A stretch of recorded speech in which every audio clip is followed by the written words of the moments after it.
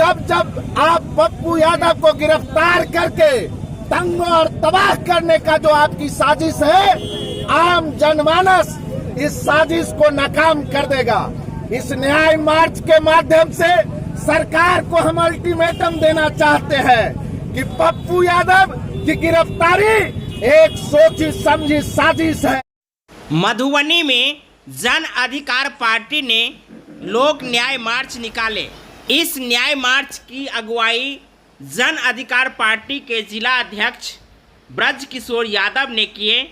साथ ही पप्पू यादव की रिहाई एवं जन समस्याओं को लेकर यह लोक न्याय मार्च जिला मुख्यालय मधुबनी से होते हुए रेलवे स्टेशन बाटा चौक होते हुए पुनः जिला मुख्यालय पर आकर एक सभा में तब्दील की गई। लोक न्याय मार्च में किस मुद्दाओं को प्राथमिकता दी गई थी एवं पप्पू यादव की रिहाई को लेकर जन अधिकार पार्टी के जिला अध्यक्ष ब्रज किशोर यादव ने संबोधित करते हुए क्या क्या बातें रखे हैं, आइए हम आपको सुनाते हैं।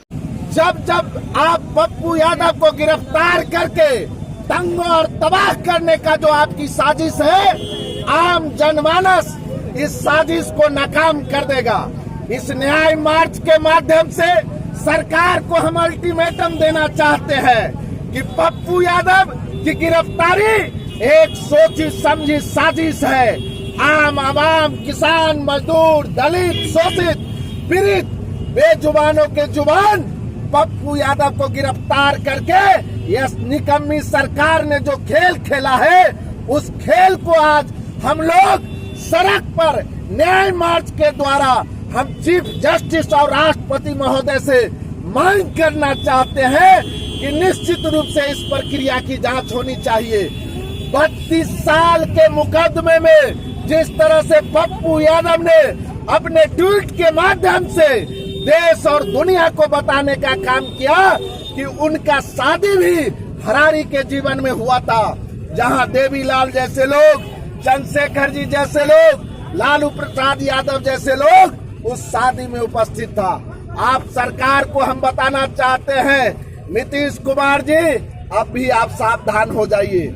आपका वो लंका बहुत जल्द जल के राख हो जाएगा।